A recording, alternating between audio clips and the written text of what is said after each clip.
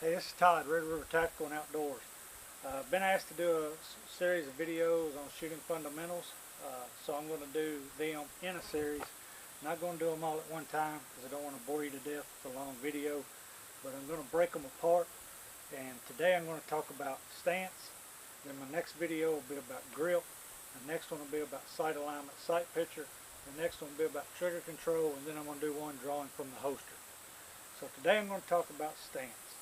Stance is probably the least most important fundamental there is.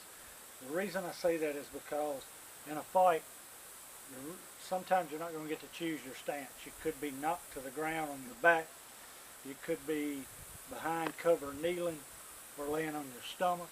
You could be anything. Anything could happen in a fight.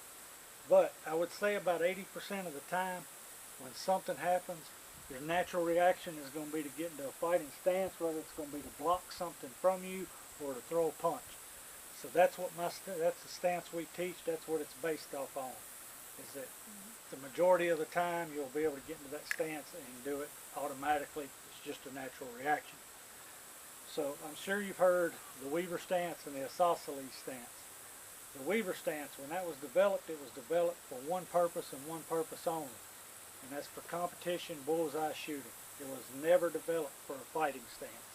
So we don't teach it, we do explain it because that's probably one of the most known stances. And then you have the isosceles stance. The isosceles stance gets its name from the isosceles triangle. If you look here, you got from my fist to my shoulder, across to this shoulder, down this arm to the fist forms a triangle. That's where it gets its name, the isosceles stance. What we teach is a modified isosceles, which is that fighting stance that I showed you.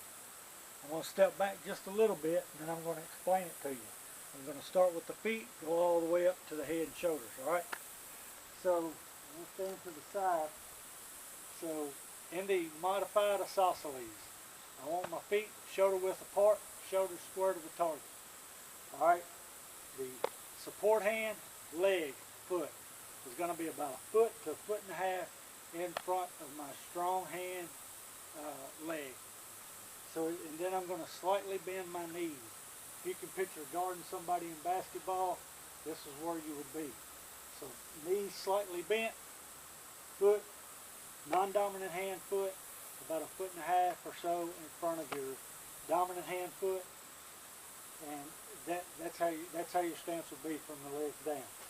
Now I'm going to face you, and it is hot out here. Sorry about that.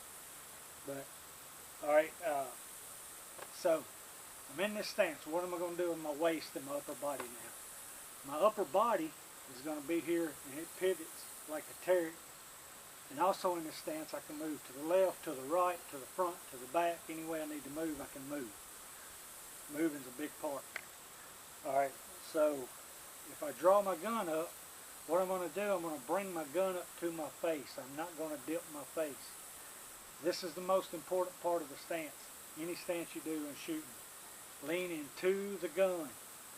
You see most new shooters, or women especially, I don't know why, but when they shoot, they'll shoot like this, lean back from the gun.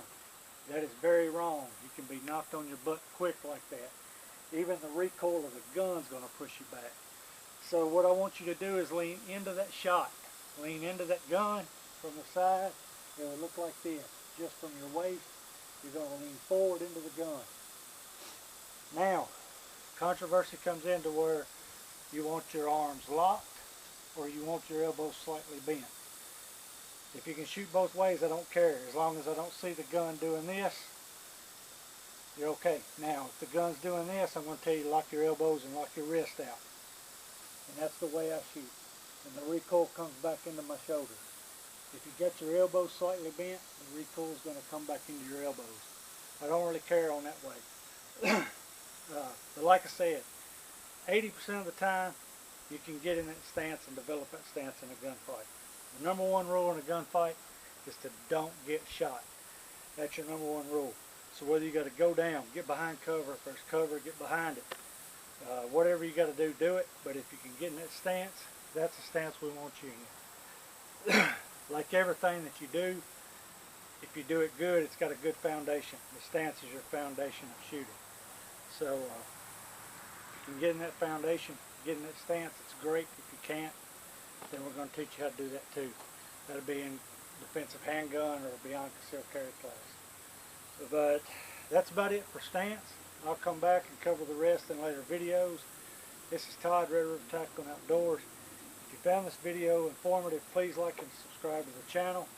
And if you have any questions, comments, hit them below. I'll get to you. I'll get you answers as quick as I can. Thank you, and I remind you to always be safe and always be ready.